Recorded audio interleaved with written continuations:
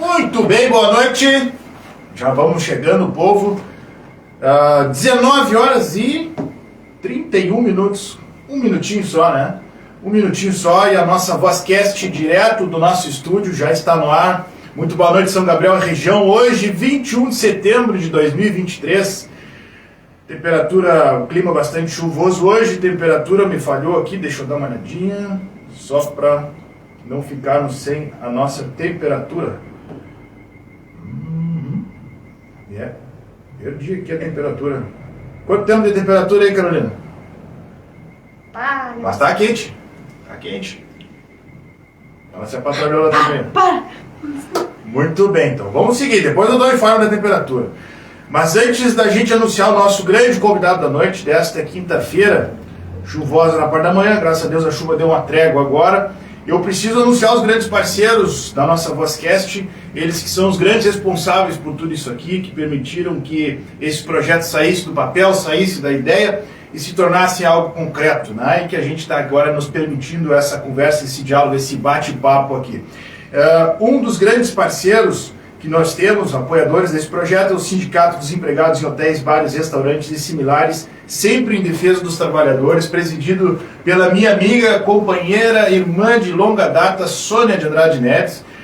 Pansagula, não perca tempo, vai de pança, lá do meu amigo irmão Gília Nunes Pinto, proprietário, sócio proprietário do Pansagula, X tradicional, para quem gosta do X, eu particularmente sou fã, né? E tem boas promoções lá no Pansagula, entende? De vez em quando eles têm as promoções lá que são 2x, mano, ó, pra ti e pra Andressa lá, quando tiver com preguiça de fazer uma janta, uma boia. Na medida. Na medida. Hara Sushi, fome de sushi a gente resolve em 2 palitos, também do meu amigo Gilliam, sócio proprietário do Hara Sushi. Inclusive até sugiro que as pessoas façam contato lá no telefone 55999-347831, é o telefone e o WhatsApp do Hara Sushi. O cara conseguiu democratizar o sushi. Tu imagina o sushi que é um prato caro e o cara conseguiu construir um produto que democratizou e tornou mais acessível o sushi para todo mundo, né? Lá no shopping. Sindicato dos Empregados no Comércio de São Gabriel, atrás de um balcão bate um coração. Jobim Enes Advogados, escritório especializado em Direito Trabalhista, Previdenciário e Cível, com a doutora Ana Enes, OAB-RS 54040, Valdemir Tita Jobim, OAB-RS 54035. Valmir Peças e acessórios para caminhões, Avenida Francisco Chagas, 1175, peças para caminhões, tratores, enfim, o que precisar, chama o Valmir que ele te ajuda. Restaurante Rick Beer e Baldelícias, aqui na Avenida Antônio Trilha, 1350, junto ao supermercado Casa do Frango, do meu amigo Rick. Telefone para encomenda, telefone no WhatsApp é o 55991205254. Fala com o próprio Rick, viu? O cara é gente fina pra caramba, um ambiente super agradável, dá para acompanhar os jogos, inclusive hoje tem jogo do Inter, tem jogo do Grêmio, mais tarde também, dá para acompanhar ali no Rick Beer com a cervejinha gelada, acompanhando ali com os amigos, com a família. Márcia Brigadeiros Gourmet, hoje eu vou adoçar a tua vida, hein, mano? Olha. Tá aqui, temos os docinhos da minha amiga Márcia aqui. Vai adoçar ainda mais. Viu só? Márcia Brigadeiros Gourmet, faça a sua encomenda pelo telefone e WhatsApp 55996698713. Kelly Cristiana, Salão de Beleza, agende o seu horário no telefone 55999312464. E um grande apoiador do nosso programa, do nosso projeto, desde a época em que nós iniciamos no rádio e agora nesse estilo podcast, meu amigo, meu irmão, meu parceiro, Marlon Maciel, fé no trabalho, fé no futuro. Muito bem. A nossa Vozcast tem a produção de Carolina Brum Corrêa, está aqui nos bastidores, nos monitorando em parceria com JC Studios. Eu sou Júnior Jobim e vou apresentar o podcast que é a Voz de São Gabriel, a voz da nossa comunidade. Não posso deixar de registrar que está aqui o nosso amigo Gui também, acompanhando o vereador Marlon. E hoje a gente tem o imenso prazer de receber no nosso estúdio um grande amigo, parceiro do nosso projeto desde sempre, pai, esposo, jornalista, radialista também, Marlon?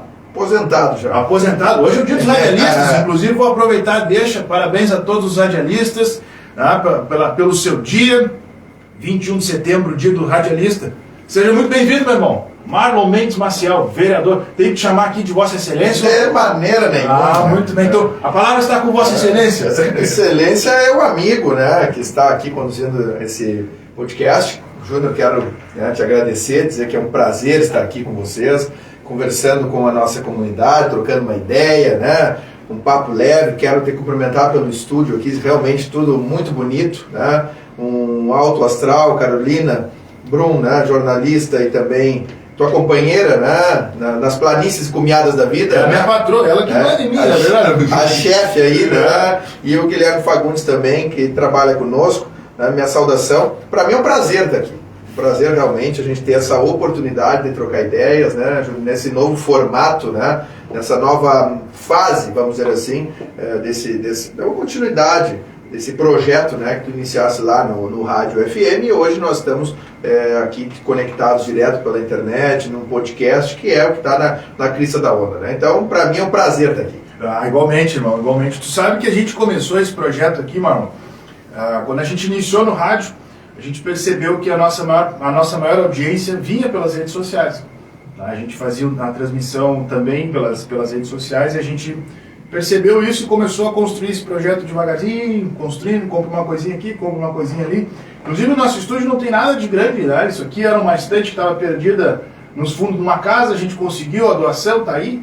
A mesa a mesma coisa, a gente foi juntando uma coisinha que outra. Mas nada que feito com muito carinho não se transforma, né, irmão? Aí que tem valor as coisas, né, Júnior? Eu vejo que quando a gente...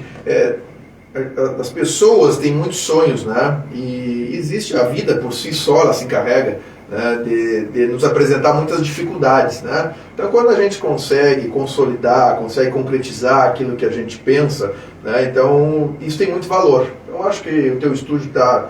De parabéns, a ideia, né, a proposta que tu está apresentando, tudo de muito bom gosto, né, e acho que de simples não tem nada, pelo contrário, né, aqui está tudo muito, muito bom, e tem que dizer que a gente nota, né, já faz um período, sim, acho que nessa última década, né, Juliano, que eu vejo que existe uma migração muito forte, embora o rádio ainda seja um meio de comunicação que atinja as massas, né, mas eu vejo que hoje a internet ela está havendo essa transição, né? Tanto é que nós temos emissoras de rádio aí em nível de estado, em nível de Brasil, que elas paralelamente à transmissão da emissora, né, fazem a transmissão online, né, do estúdio. Então, hoje o rádio ele não tem mais aquele viés de antigamente, que a gente sentava na varanda de casa, né, ligava o rádio ali, tu ficava imaginando como é que era o locutor, né, como é que era o estúdio, tá? Hoje tu está ali, tu está ouvindo e tu está acompanhando em tempo real, né, o locutor, o apresentador, o noticiarista, enfim, né, fazendo o seu trabalho ao mesmo tempo que tu está ouvindo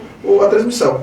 Tu sabe que o dinamismo das redes sociais também, ele é muito saudável, né? E todas as emissoras, as grandes emissoras de rádio, as pequenas também perceberam isso, que a interação com o público por rede social é mais prática, né? Mais prática e instantânea, né? Exatamente. Porque antigamente, né, não vamos muito longe, porque não faz tantos anos assim, né? Mas antigamente tu ia buscar, tu ia pedir uma música, né?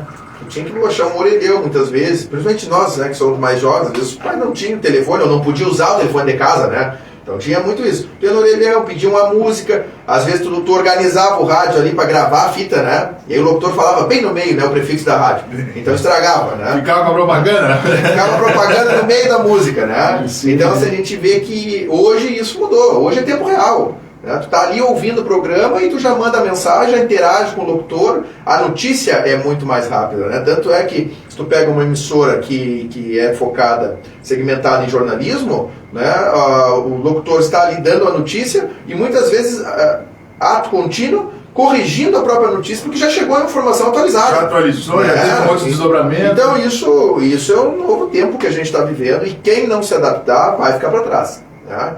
Eu acredito que as emissoras, tanto do interior, né, da capital já se adaptaram, mas do interior do estado, as emissoras elas vão precisar dessa transição, porque senão realmente o público vai migrar para esse novo meio de comunicação que é a internet, que é um fenômeno e que cada vez mais vai se modificando, vai se atualizando e vai dando mais oportunidade para que as pessoas também interajam, né, para que elas tenham esse pertencimento, né, de estar ali participando, dando a sua opinião, né, junto ao mesmo tempo com quem está apresentando, seja um programa, seja um podcast, enfim.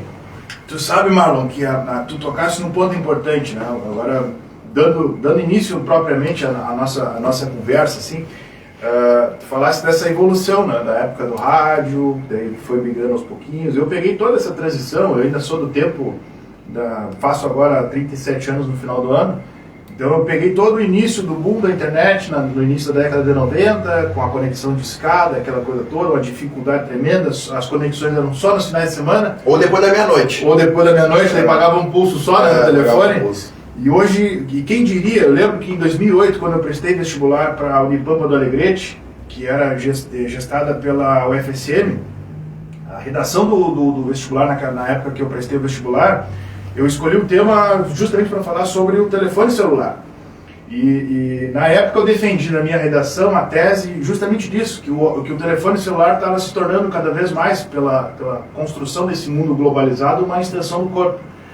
Mas na época, em 2007, 2008, a gente nem imaginava o WhatsApp, essas ferramentas todas que existem. A gente ainda estava recém-engateando no Orkut, né? Orkut. E por telefone, os 3 segundos, lembra? Os 3 segundos? Os 3 segundos, muito 3 segundos eu não pagava, então ficava aquela ligação interminável, né? E aí tu imagina, cara, e em 2007 eu defendi isso, e olha o que é hoje, né?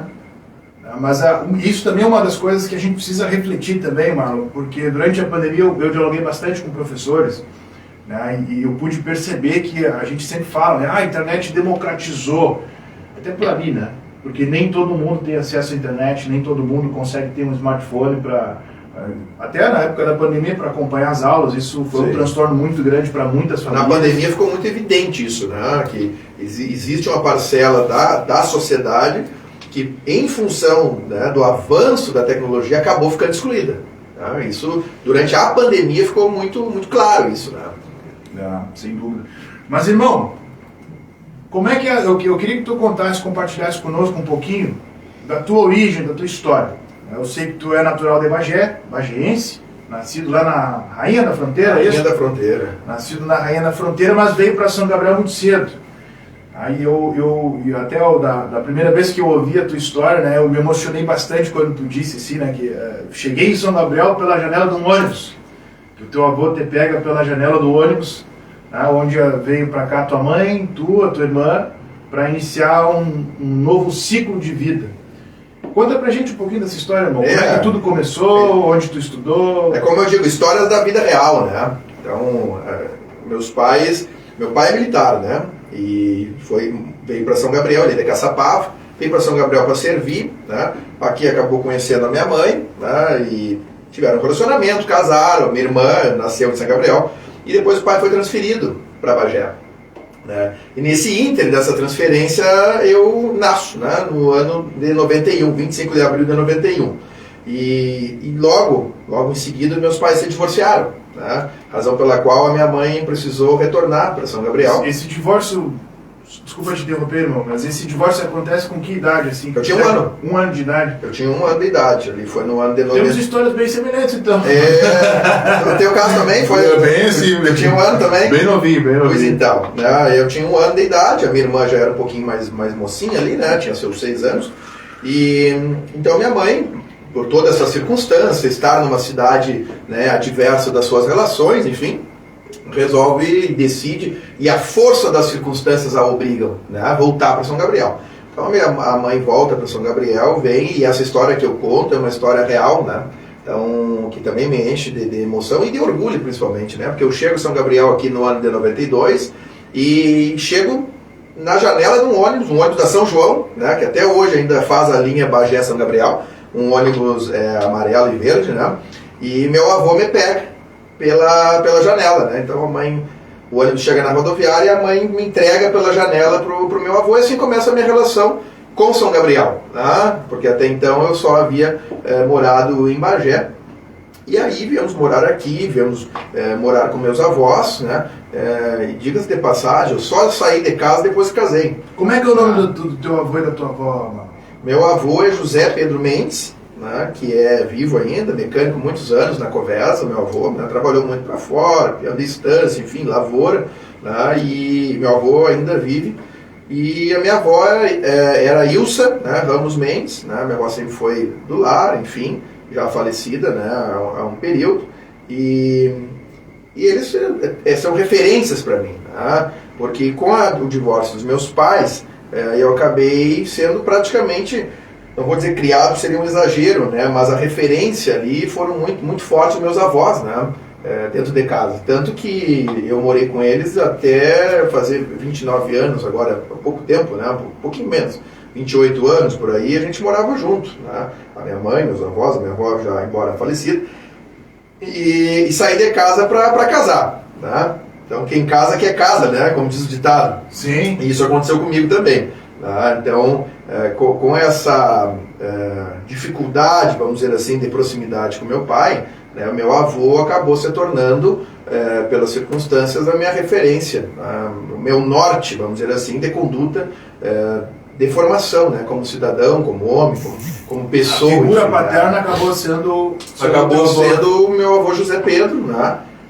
Em função disso, né? Porque nós imagina só, eu tinha 1 ano de idade quando vim para São Gabriel, né? E nós já fomos morar com eles, né? E ficamos, eu morei de 1 ano até 28 anos mais ou menos, então nós estamos falando aí de quase 3 décadas, né? Sim. E tendo essa convivência, né? Essa referência. E tu foi estudar, tu estudou onde, irmão? Olha, eu pipoquei, porque é o seguinte, a gente morava na casa alugada. Uhum. E quem mora de casa alugada vai pipocando e tem que mudar de colégio, né? Sei bem o que é isso. Porque é brabo, né? Sim, muito e acontece o seguinte, então a gente mora lá na Coab, e aí quando eu morava na Coab, e diga-se de passagem, tem uma história interessante, e quando nós viemos morar na São Gabriel, teve um período que nós moramos lá na Coab, numa casa que até hoje existe, é muito bonita, inclusive, numa esquina que tem ali próximo da praça, né? Que até nessa casa eu cometi uma das minhas pequenas artes, vamos dizer assim. Meu avô foi buscar lenha, tinha um quartinho no fundo, e o vô vai buscar lenha e eu tranco ele lá, né? Eu era uma criança. E ele fica trancado lá, né? E aí depois a minha avó chega da rua, e aí aquele alvoroço todo, né? Pra mim era uma gozação, né? E eu deixei ele trancado lá no quartinho da lenha, né? Mas a gente morou ali, então a história interessante que eu ia contar, eu fui estudar, fui pra creche, né? Minha mãe trabalhava, e eu fui pra creche do Kaique, né? E era minha professora, naquela ocasião, a professora Déia Souza, que hoje é secretária de Educação. Ah, que legal. Foi a minha primeira professora. E tem uma história interessante que eu conto sempre, né? A Déia acha muita graça e confirma a história, né? E até hoje eu tenho esse problema. Eu não gostava de dormir. Tinha a hora do sono, né? Depois eu passava o dia inteiro na creche. Então tem o momento do café que tu chega, tem a criança almoça e tinha a hora do sono. Hoje não é assim, elas me dizem, né? Mas na minha época eu era obrigado a dormir. Então tinha um colchão, agora todo mundo dorme. Eu pagava luz, tudo, e as crianças tinham que dormir. E aquilo me dava um pânico, chefe. E dorme senão a cuca pega. Dorme senão o lobo mal vai pegar, né? Então, e aí, só que a Déia saía para almoçar. Ela mora ali próximo à escola, né? Até hoje, inclusive. E eu dizia pra ela, tia Déia, me leva pra tua casa, né? E depois me traz de novo. Eu queria ir com ela, já porque eu não queria dormir, né? Sim. Então, até hoje eu não cesteio por causa disso, né? Eu acho que é um trauma que eu fiquei de infância, né? Por causa da creche. Então, depois dali a gente sai, vai morar em outros locais, né? E assim eu fui. Eu saí dali, fui estudar no Mena Barreto, né? Estudei no Mena Barreto. Depois no Mena Barreto eu fui pro Poli, porque a gente mudou de casa, eu muda pro Poli também, era na frente ali que a gente morava. Depois do Poli fui pro Celestino Cavaleira, né? E a gente já se encontrou em duas, né? Porque quando eu voltei para São Gabriel, voltei para cá em 1996. Eu tinha 9 anos, 9 para 10 anos. E fui matriculado na 3ª série da escola Dr. Celestino Nosso Cavaleiro. Mas olha só. Lá eu estudei até o início da 7ª série, depois fui pro Poli. Fui contemporâneo da tua irmã. Mas eu ia dizer, do Poli tu foi da época da minha irmã, né? Isso, da época da tua irmã. Não me recordo de ti, talvez já não era a mesma época. Acho que um pouco já estava no Celestino e eu estava no Polivalente. Pode ser, porque depois dali do Poli, eu estudei 2 anos no Poli ali. A minha irmã fez até o final, se formar ali, né? E ir pro ensino médio. Aí eu vou pro Celestino, fico mais pra ele, depois do Celestino vou pro ginásio São Gabriel, tá? Que aí ali eu sosseguei um pouco, né? No ginásio São Gabriel, quando há a municipalização ali, aquela troca, né? A gente conseguiu uma vaga e aí eu fui pra ali. E aí fiquei até fazer o ensino fundamental e depois eu fui estudar na Urcamp, no colégio da Urcamp. Florino? Na minha época já era colégio da Urcamp. Já era colégio da Urcamp. Já tinha mudado de nome. Uhum. porque a minha mãe é funcionária da Urcamp há 29 anos. Tá? Então a gente, tanto a minha irmã como eu, estudamos ali, porque a gente tinha, e isso meus colegas às vezes tinham uma invejinha, porque nós tínhamos 88,2% de bolsa. Tá? 88,2% de bolsa. E esses 0,2% fez toda a diferença. Fez toda a diferença. Então, na época, né, os meus colegas reclamavam, os pais reclamavam, né, que era um valor considerável, né? E eu disse, eu pago um valor X e eu tenho 88,2% de bolsa, né? Então eu me exibia para eles, né, com essa história. Às vezes eu depois já vinha no final do ano, lá vem o Marlon e os 88% de bolsa dele, né? Então, mas eles reclamavam porque eles achavam que era muita porcentagem da bolsa, é isso?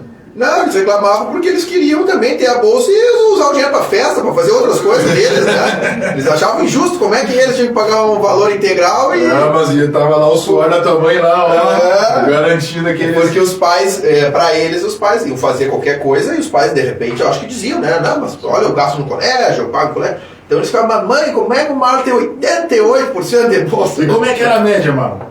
Honrava os dois, o 0,2%. Honrava, as notas eram razoáveis. Eu não vou aqui dizer que era um colosso, né? Porque não era.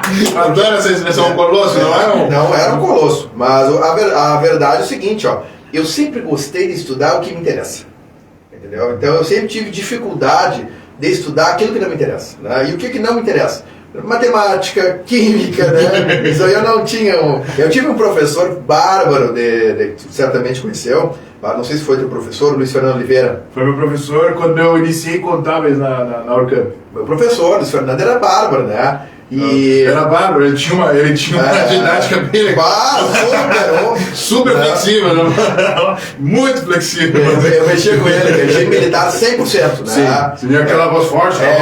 Firme, né? E até hoje, né? Então, o Luiz Fernando foi um professor colorado, que nem eu, assim, então a gente tinha essa proximidade. E Luiz Fernando me dizia assim, não adianta, eu vou te largar, irmão. Ele dava física e matemática, né? Então eu dizia, mas professor, o senhor tem que entender, eu só estudo e me dedico àquilo que me interessa, né? E esse, mas isso é fundamental, irmão. Matemática protocolar, né? E aí eu digo, ele dizia assim, é fundamental, várias fórmulas de física, por exemplo, né? Isso aqui é fundamental. Não usei até hoje, né? Então, assim, eu mexo com ele quando encontro, mas graças a Deus eu tive grandes professores na minha formação, que eu agradeço muito, me ajudaram muito, me deram a oportunidade, né, de refletir sobre os conceitos da vida. Então, a minha formação, Júnior, fazendo um fecho dessa parte escolar, né, a minha formação, ela vem agregando pessoas, né, ao longo da caminhada. Até porque hoje é interessante, eu reencontro ex-professores, como eu pipoquei em várias escolas, então a gente tem uma gama de professores, né? Ah, professor, mas aonde? Lá no MENA. Mas aonde? Lá no Poli. Né? Porque os professores até ficam surpresos. Mas como se eu ali só dá aula a vida inteira no estado? Mas eu já estive lá na escola, né? Eu ia atrás dos professores. Já deu uma passadinha por lá. Já deu uma passadinha por lá. E Marlon, a tua parte religiosa, ela se aprimora durante o período de ginásio?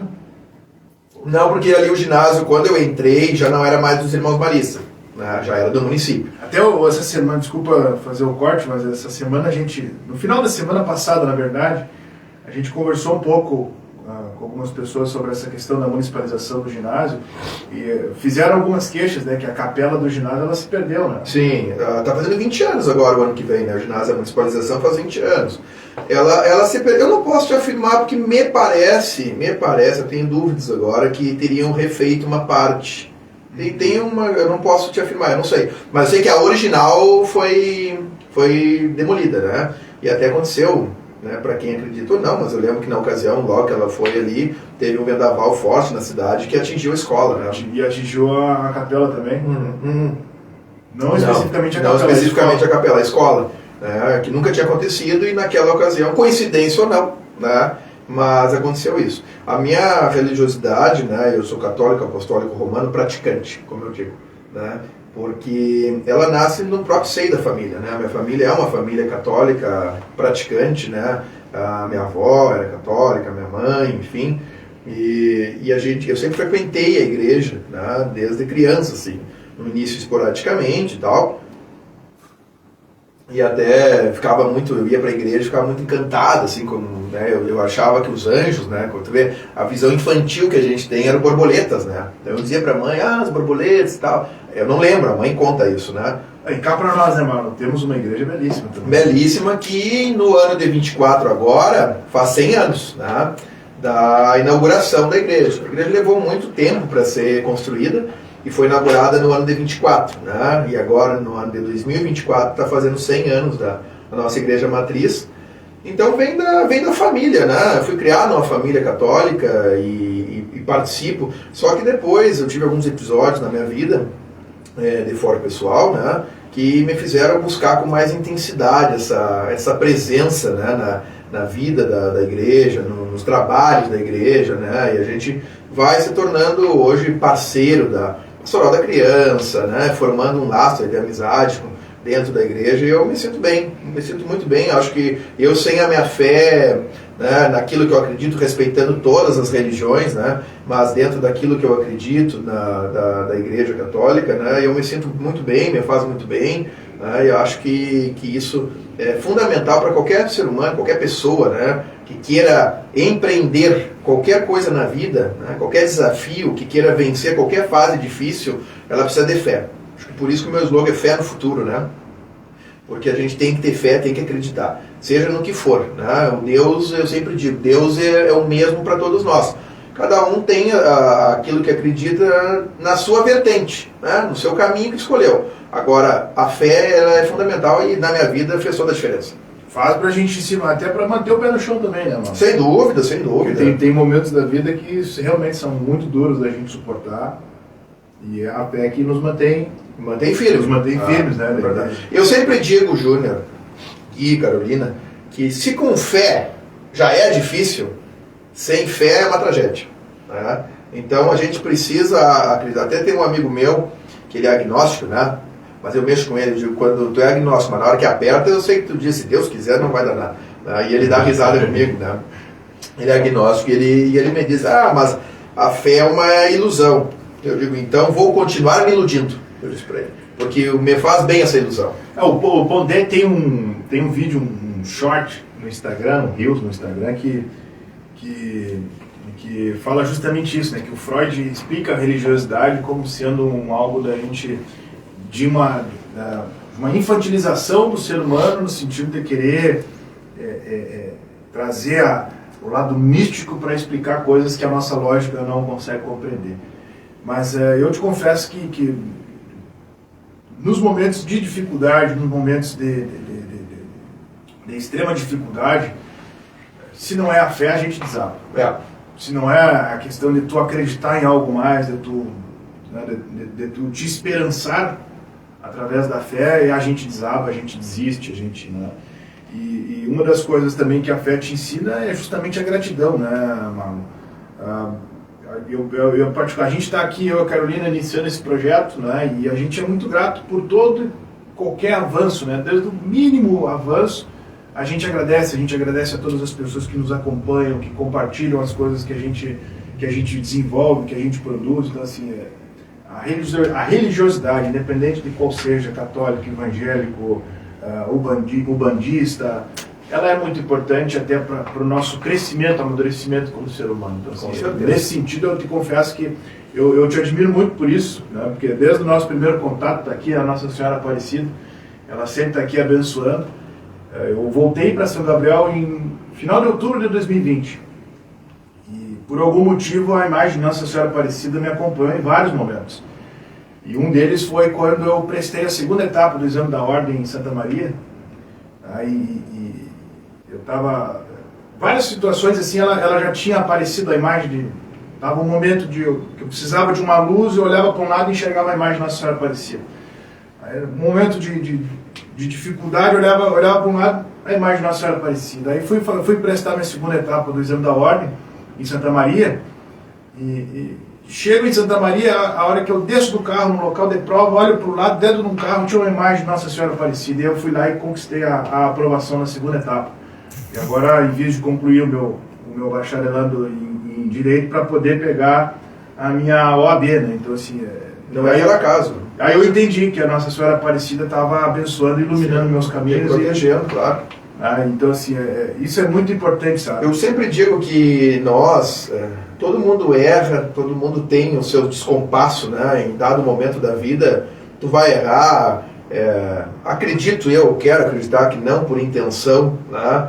E isso a fé, ela faz com que tu também faça uma reflexão, tu te coloque no lugar do outro e que tu assimile também os teus erros, né? Eu sou uma pessoa muito resignada com as coisas, né? Sempre digo isso, mas tantas vezes que a gente erra, seja na vida pessoal, na vida pública, né? Ou algumas coisas de menor, não vou dizer importância, mas de menor impacto, né? Que a gente possa tomar uma atitude equivocada, ao menos para mim, né? E eu vejo assim, eu vejo que a fé é o que, ainda que no meu íntimo, tá? Não necessariamente que eu vá externar isso, mas ainda que no meu íntimo é a minha fé que me mostra que aqui eu poderia ter feito diferente, que aqui eu poderia ter sido melhor, ter colocado uma palavra melhor, né? E serve para outros momentos. Então, as pessoas, os erros ensinam. Tá?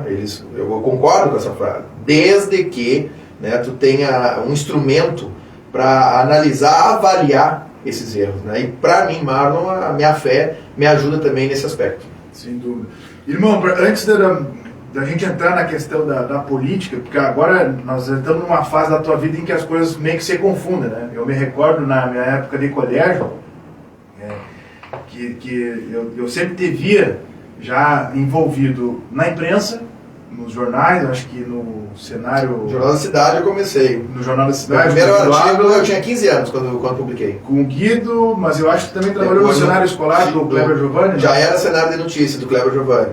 Eu lembro do cenário escolar na época que ele entrava dentro das escolas, a gente podia um recadinho, muito legal.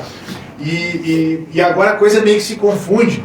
Mas é que, na verdade, tu vai ver essa história minha com jornalismo, a política e a minha vida em si é uma misturança. Sem dúvida. Começou tudo meio cedo e tudo meio misturado. Então, assim. Antes da gente entrar na política propriamente, porque eu ainda quero falar dessa parte da imprensa, mas eu me recordo na época que tu fez parte do projeto Vereador Mirim. Isso. Depois, acho que também do prefeito Mirim, uma coisa assim.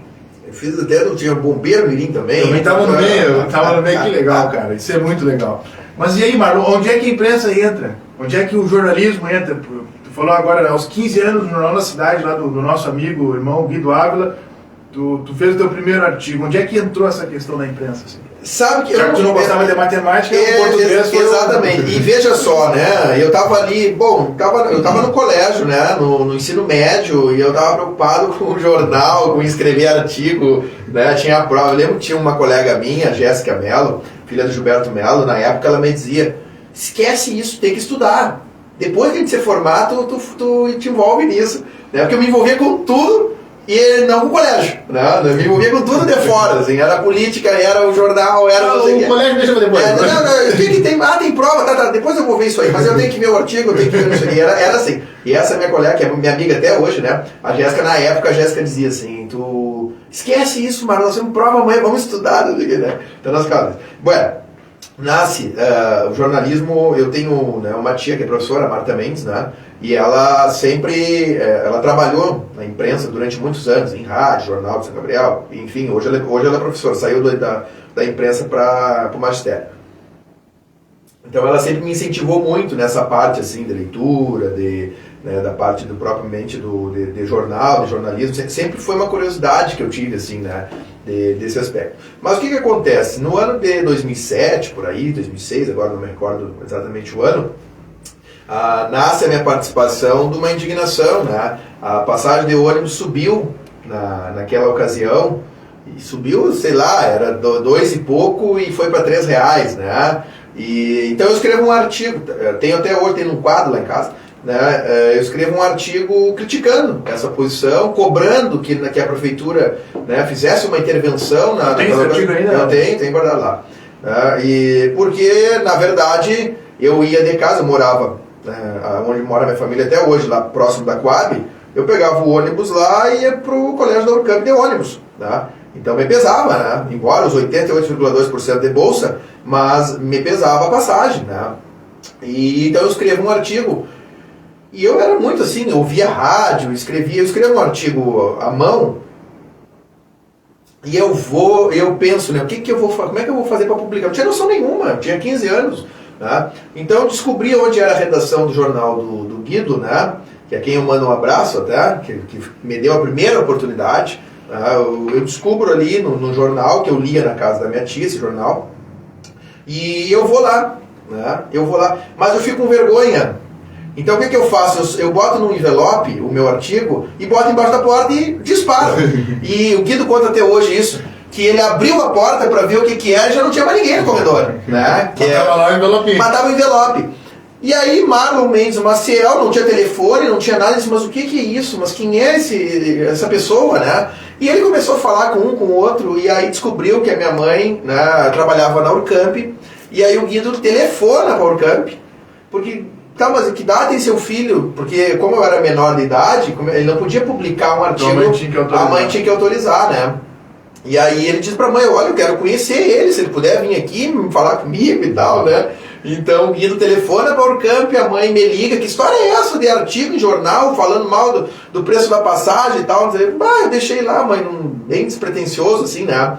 E aí o Guido publica, né? A mãe autoriza e o Guido publica o primeiro artigo, né? Dá uma repercussão bárbara, né? Eu lembro que a empresa na época dá a sua contestação, a prefeitura também entra na época, né? Então é interessante porque é um artigo de um jovem de 15 anos, né, que movimentou ali. Já gerou um debate sobre isso. E aqui, se tu me permite um corte, Sim. Na época o jornal estava em alta. Não existia o Facebook, né? Estou falando no ano de 7. Então não existia Facebook, não existia toda essa... Não tinha Facebook, não tinha Instagram, não tinha WhatsApp, a gente nem imaginava. Era SMS, nem imaginava. Tinha uma máquina fotográfica. Era tudo por e-mail, né? Então tu mandava as coisas por e-mail, era diferente. O jornal ainda era um meio de comunicação muito forte. Né? O que tu publicava no jornal local tinha uma repercussão, uma força muito grande, né? Tanto que depois, alguns anos, né, eu tive alguns dissabores, né, dissabores não, mas eu tive alguns conflitos porque algumas publicações minhas, né, mereceram os direitos de resposta, né, então, para ver como era forte, né. Era um articulista, como é que é, ácido. Da mão pesada, né, confesso que era da mão pesada mesmo, né. Mas já gostei dessa parte, mano, porque quem quer agradar todo mundo não agrada ninguém. Não agrada ninguém, nem a si próprio. Tem um amigo que diz o seguinte, né, que essa história de que quem fica em cima do muro não tem lado é mentira. Que quem fica em cima do muro tem lado sim. É verdade. Ele até usou uma passagem religiosa, assim, um conto religioso para contar isso, né, que de um lado fica o céu, do outro o inferno. E aí tá as pessoas ali em cima do muro, ali, né? E aí o pessoal do céu, vem pra cá, aqui é o paraíso, E aí as pessoas sempre, né, algumas indo pro céu, mas a boa parte indo pro inferno. E o pessoal do inferno, nem aí, né? Quer vir bem. Do muro, né? E aí diz que o pessoal do céu, indignado com aquilo, vira pro pessoal do inferno e fala assim, mas vem cá, por que o pessoal, vocês estão aí em festa e coisa e tal, e a gente faz uma baita de uma campanha para as pessoas virem pra cá, pro paraíso, e as pessoas sempre estão... A maioria está sempre indo para aí, né? E ele falou assim, aí o pessoal do inferno responde para o pessoal do céu, né? Não importa, para nós não importa, porque se ele ficar em cima do muro, ele já está do nosso lado. Então assim, essa ideia de que em cima do muro a gente não tem posição, interessante, é irrisória, né? E aí eu vou complementar com uma outra passagem assim de um tom mais revolucionário, mais de resistência, que é aquela questão, né? Eu não me preocupo com o grito dos maus, né? Eu me preocupo com o silêncio dos bons, né? Então, assim, durante a faculdade eu desenvolvi essa tese dentro de mim, que eu acho que o pecado capital é a omissão. A gente pode até errar, mas tu tem que ter posicionado. O pecado capital é a omissão, a gente tem que ter posição. A gente pode ir lá na frente, daqui a um pouco a gente percebe, olha, não optei pelo melhor caminho, escolhi, me equivoquei, reconhecer, ter a humildade de reconhecer isso. Mas tu te omitir das coisas é a pior, é revoltante. Eu concordo. Revoltante, porque para mim transparece covardia, né? E o mundo não é para os covardes, né? É verdade, eu sempre digo, né? A frase, é um mantra que eu repito do Guimarães Rosa, né? Que a vida que é da gente é coragem. Tá? Então, eu acho que vai um conto que está dizendo. Mas Júnior, passagem pelo jornalismo, né? Ela evolui depois desse período. Ali que a gente vai tendo mais ligação, né? Depois tem essas outras passagens aí, pelo cenário de notícias também. Passou pelo da Ana Rita, o Fato. O Fato a gente ajudou a fundar, né? Então o Fato ele nasce de uma madrugada, né? Que a Ana Rita se desvincula de um órgão de comunicação que ela era. Nós tínhamos feito uma campanha eleitoral juntos, a Ana Rita e eu, naquela semana. Que idade tu tinha nessa época, mano? 17 anos. Né? E fizemos uma campanha eleitoral, perdemos a eleição, né? Então a gente estava meio borocochô, né? Porque já havíamos perdido a anterior também. Então nós vimos de 2 derrotas, né? E havíamos perdido a eleição. Bom, e aí o que vamos fazer? Né? E a Ana Rita, eu telefono para ela, né? Jogo no celular, telefono para ela, no ano de 10, isso já. E aí digo, olha, quem sabe vamos colocar um jornal aí, né? E aí a gente se organiza ali, e eu faço um esboço mais ou menos da ideia do fato, cor, como é que ia ser, como é que não ser, levo para ela e o Márcio Ferreira. Nós lá no Posto Jantar, né? Estou fazendo merchan aqui, mas lá no Posto Jantar a gente senta, uma tarde, lembro como se fosse hoje, né? Na Rita, que Deus deu o céu para ela. E a gente senta e ali tá, é isso aí, vamos tocar. Né? E aí nasce o jornal O Fato, e aí eu sou editor, fico durante 2 anos, me licencio, né? Acabo me desligando depois para concorrer na minha primeira eleição. Né? Mas tivemos essa passagem aí no jornalismo, foi muito intenso na época, Júnior, porque eu lembro no ano de... Porque aí ali em 2007, quando eu faço a primeira publicação do jornal da cidade do Guido, né, ato contínuo, o Guido me convida para começar a escrever esporadicamente. E eu começo a escrever, né? E depois eu passo a ser colunista fixo do jornal. Né? Então comecei a abordar assuntos bem de relevância da época, né? E até tive um problema com o ex-prefeito, né? Hoje é ex-prefeito, né? E na ocasião estava sendo eleito prefeito. E por causa disso também, eu fiz um artigo também bem forte, bem pesado, né? E pediu por direito de resposta e tal, ia dar problema na justiça, e o Guido foi lá, daqui, acomodou, enfim, né? Mas a gente tem... E eu vejo que isso tudo faz parte de uma maturidade. A gente vai aprendendo, vai crescendo, né? Tanto profissionalmente como espiritualmente, né? E amadurecendo as posições também, a maneira como coloca certas coisas. Não pensa que eu me orgulho de tudo, né? Eu acho que a gente na vida tem... Numa determinada circunstância, Júnior, tu acha assim, pá, olha, fui o cara, tu vê o que eu fiz, né? Hoje, já com uns anos, né, nas costas, e já casado, com 2 filhos, tu tem coisas que tu repensa, assim, pá, aqui, tu vê, como é que eu fiz isso? Eu tenho todos os meus artigos guardados, né? O jornal original, que eu tenho num arquivo lá na casa da minha mãe. Então, às vezes eu sento lá e fico olhando, né? Meu Deus, como é que eu escrevi isso? Né? Então, assim, mas faz parte da vida. Que bom que tu olha para trás, mas não como um apego ao passado. Não, de forma nenhuma. Buscando eu tenho até um episódio de um amigo, que evidente não vou revelar o nome, mas que por uma situação ele fez que ele me dá razão, inclusive, né? Ele fez algo equivocado na época, né? E eu escrevi um artigo, né, bem forte, né, contra a posição dele. E hoje somos amigos, ficamos... E vamos dizer inimigos, porque foi uma coisa bem, bem forte na época, né?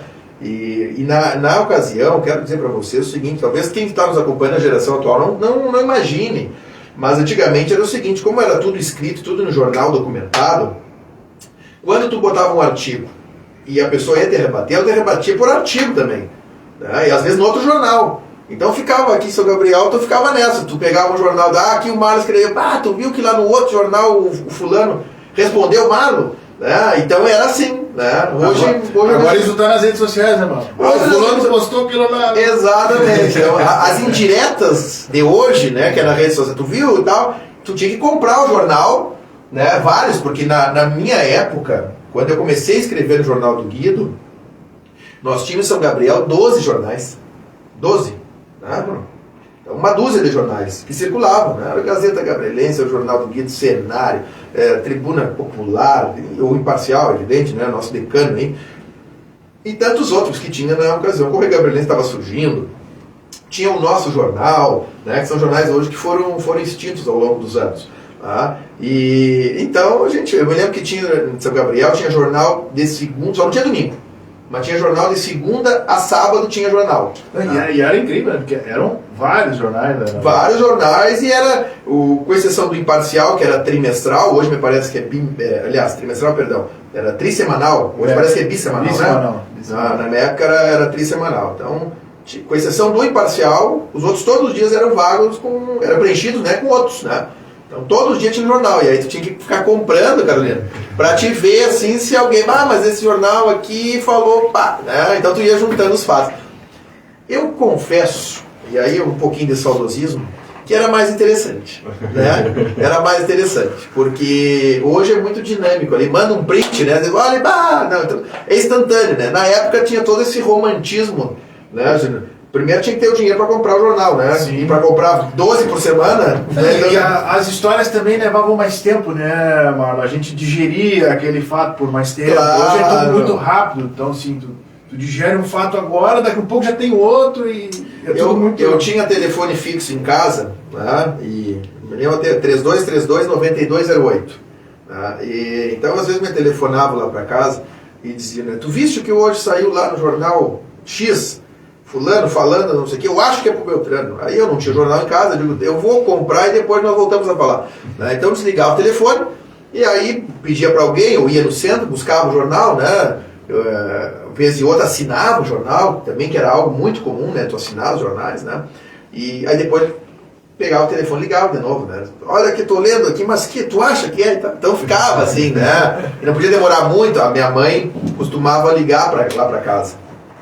Da Urcamp, ela ligava da Urcamp para casa, por duas razões. Primeira delas, para ver se eu havia conectado a internet fora do horário da meia-noite. Então, se ela ligava 2, 3 vezes no intervalo de meia hora e o telefone estava ocupado, ou eu estava na internet ou eu estava falando com alguém, que era um absurdo já, porque estava gastando horrores, né? E era caro, né, irmão? Então ela ligava para uma vizinha, para alguém, dizia, vai lá e manda o Marcos desligar o telefone.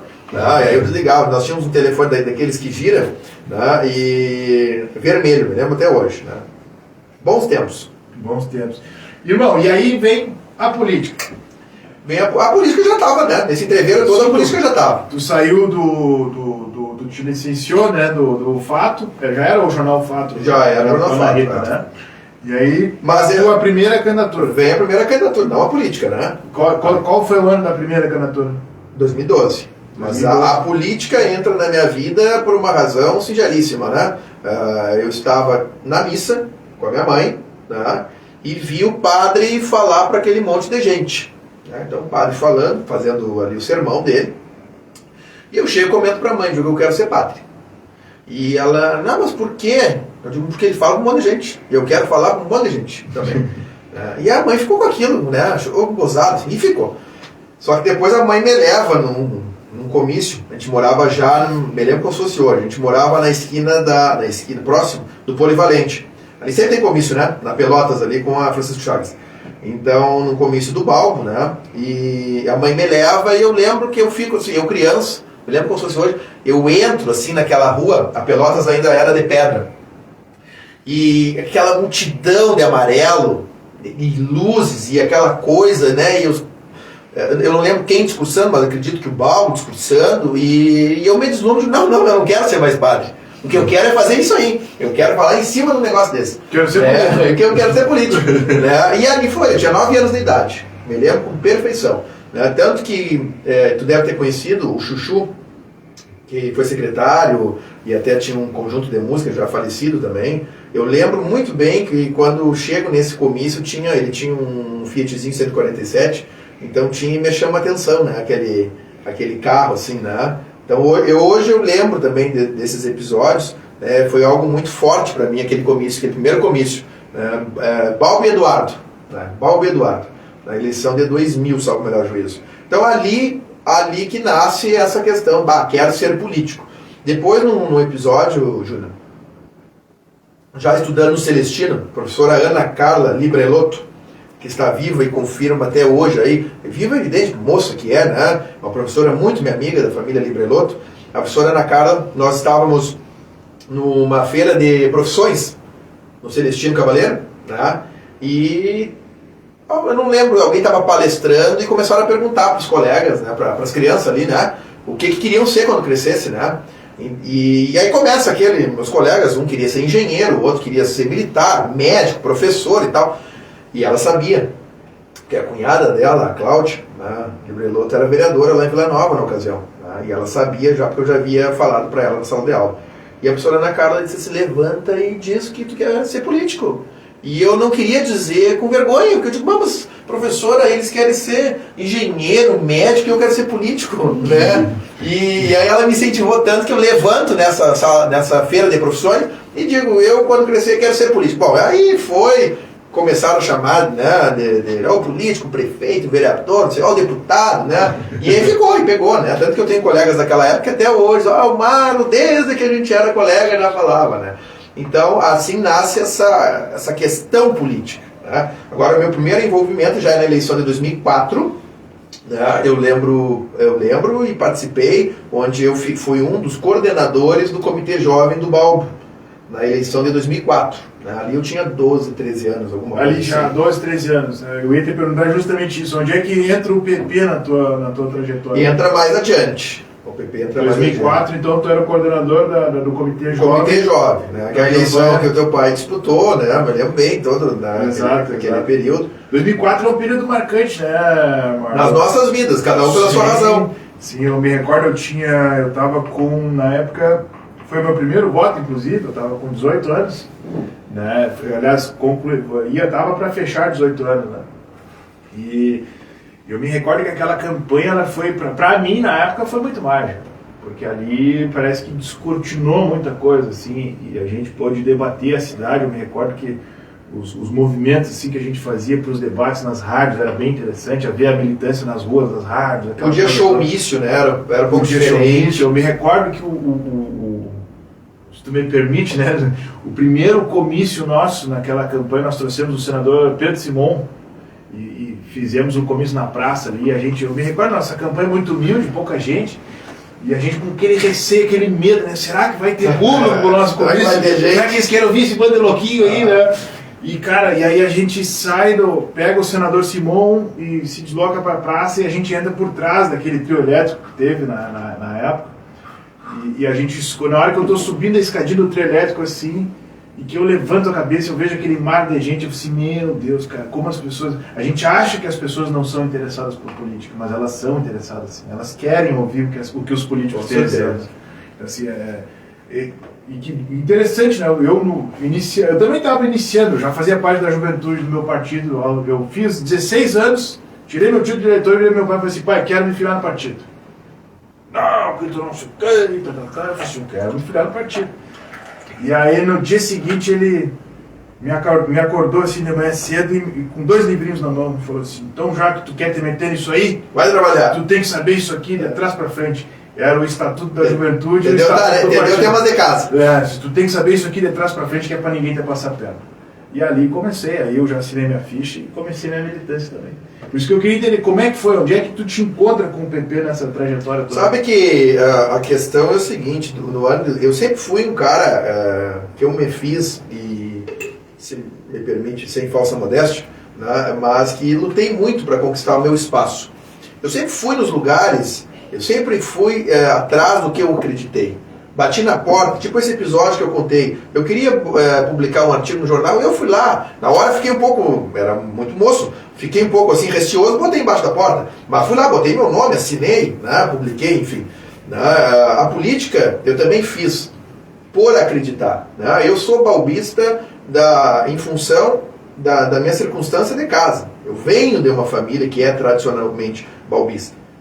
Então eu me criei com essa convicção, porque às vezes muitas pessoas perguntam assim, mas Marlon, tu é muito jovem, tu é muito moço, né? E o Balbo é de uma outra geração, a geração do teu avô, a geração dos teus pais, né? Mas aí vem de uma tradição familiar que passou e eu acreditei com convicção naquilo. Né? Então em 2004, quando eu me aproximo para fazer política, para fazer campanha, né? E ali nós éramos uns quantos, eu lembro de umas quantas pessoas que estão até hoje na política, inclusive, né? Já não tão mais jovens assim, né? Como eu também não estou, mas que naquela época a gente era o comitê jovem do Balbo, era na praça, em frente ao chimarródromo ali, hoje, o atual chimarródromo, né? onde tem uma barbearia, parece. Tá? Era ali. Então, eu lembro que na época, para a gente juntar dinheiro para a campanha, eu era encarregado de vender os CDs com os jingles. Tá? Então, tinha os CDzinhos ali que gravavam, tá? E eu vendia ali para poder arrecadar recursos para a campanha. Tá?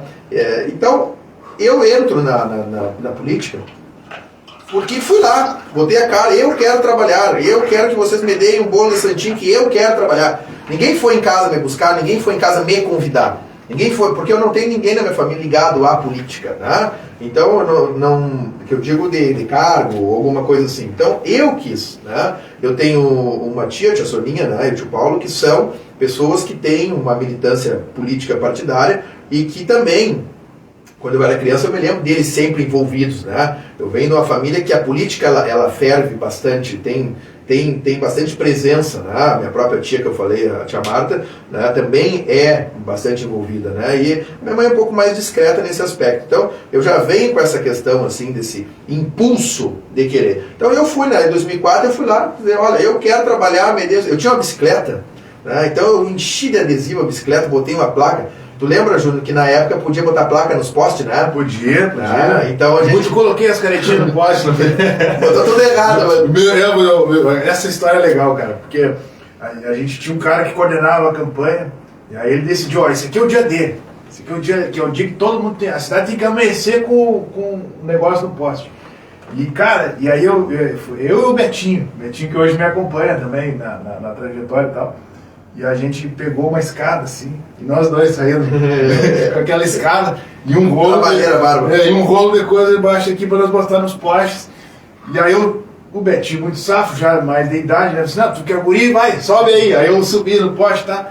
Aí ele, tá, me dá o alicate agora. Ele disse, quer alicate? Eu não tenho esse alicate. Vai, eu tive que ir no dedo, estourei os dedos tudo, irmão. Mas tu tá louco, cara. Na época, tinha essa situação. Tinha essa situação. Então eu tirei uma placa de um poste, coloquei na minha bicicleta, né? Então eu andava pra cidade toda com aquela bicicleta, enfim. E ali eu começo numa aproximação, e na cara dura mesmo. Eu conquistei meu espaço graças a tantas e tantas pessoas que me deram a oportunidade, que abriram as portas. E digas de passagem, as que não foram abertas eu arrombei, né? Porque eu fui atrás do meu espaço. E em 2004 fizemos essa campanha do Balbo, me lembro, o Balbo se elegeu prefeito, né? Evidente que a minha participação foi mínima, né? Mas se elegeu prefeito. Em 2005 o Balbo assume e eu queria visitar o prefeito. Né? Eu quero visitar o prefeito, porque eu fiz campanha agora, como é que eu não vou visitar o prefeito? Né? E aí eu começo a ir no gabinete do Balbo. A Suzana Machado era secretária do gabinete, está aí para contar e confirmar. Ela e a Tati Possebon. E eu começo a ir no gabinete do Balbo, eu gostaria de embarcar. Imagina, eu não era ninguém, né? Um gurizão, chegava lá, botei uma camisa, uma coisa assim, tem foto até hoje, né? E botei uma pasta, eu lembro que eu peguei uma pasta emprestada e enchi de coisa para ficar pesada, porque eu não tinha nada para botar dentro, né? Eu enchi de coisa para ficar pesada para ir na prefeitura. Ia na prefeitura, eu quero falar com o prefeito, quero falar. O Paulo levou 1 ano para me atender. Isso aí eu digo para ele até hoje, né? Eu quero falar com o prefeito, eu quero... Tá. E levou 1 ano para me atender, e aí o Balbo me atende no gabinete, né? Eu entrego uma lista de reivindicações para ele, nós temos uma foto desse momento, temos uma foto, saiu no jornal na época, né? Eu me lembro assim, PFL São Gabriel, posto de nova liderança, né? Então para mim foi um momento muito importante, né? Um marco ali. Isso em 2005. 6. Ele assumiu 5, levou 1 ano para me atender, né? E me atendeu no ano seguinte, né? Uhum. E eu falo para ele até 1 ano, ele está avisado. E fui lá, né? Na cara dura. Eu vim aqui porque eu vim lhe entregar as reivindicações, eu sou o Marlon, trabalhei para ti, papapá. E dali continuei. Depois veio outras campanhas também. Em 2006 ali veio campanha, eu cheguei lá, eu vou apoiar essa candidata no comitê, como é que eu faço? Eu quero trabalhar aqui, quero ajudar e tal. E aí comecei a receber alguns convites de pessoas para me filiar, né, a este ou aquele partido, né, e de fato eu fui filiado durante 6 meses ao PSDB, ali, durante 6 meses. Aí na ocasião o PSDB rompeu com o Balbo, eu saí do PSDB. Né? Então durou um pouquinho por causa disso. Né? E aí fica um tempo sem partido, aí vou chegar, né? Tô fazendo um rodeio para entender como é que é o contexto do PP. O PP ele vai entrar na minha vida só em 2011. Só em 2011. Tu já com quantos anos?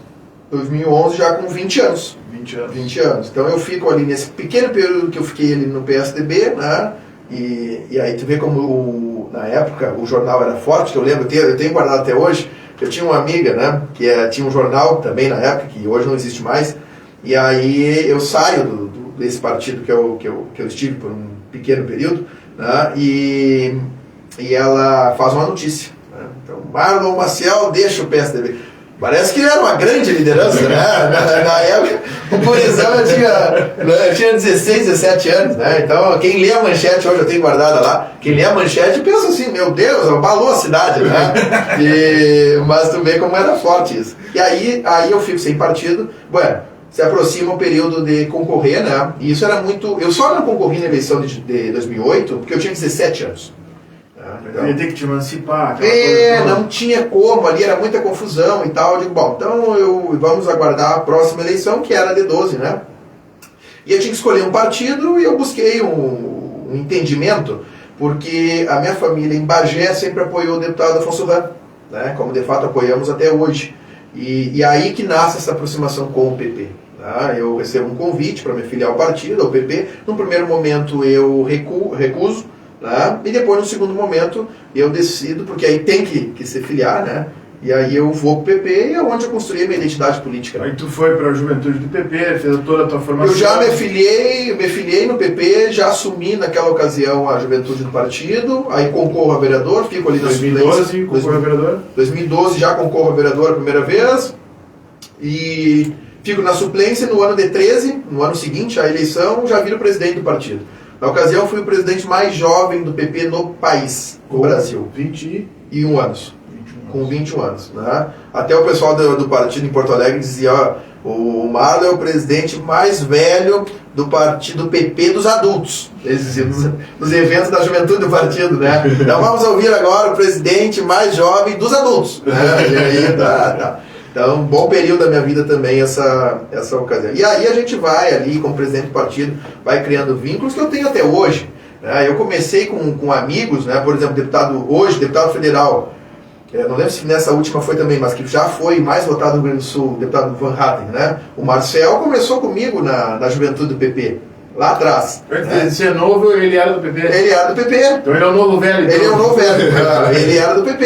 E foi vereador em Dois Irmãos pelo PP. Né? E nessa época a gente começou junto. Então o Marcel hoje é um amigo próximo em função disso. Prefeito de Dom Pedrito, Mário Augusto, começamos juntos. Nos elegemos e nos reelegemos juntos. Né? Uhum. E Mário Augusto também é da minha época. O Rony, prefeito de Uruguaiana.